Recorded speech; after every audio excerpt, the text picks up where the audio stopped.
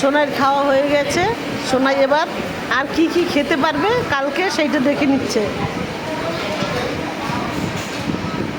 ডিমটা খায়নি, আজকে নিরামিষ খেয়েছে, কালকে পুজো দেবে বলে ওইটা খাবে কালকে, দেখে নিল। কি আছে ওটা বলো? ওর দিদিমার সাথে ওরও নিরামিষ খাওয়া হলো। ওর দিদিমার সাথে ওরও নিরামিষ আজকে। যা খাবে কালকে খাবে, আজকে এই জন্য ডাল খায়নি। কি শুধু আলু ভাজা আর নিরামিষ সবজি, অনেক কিছু দিয়েছে থালিতে।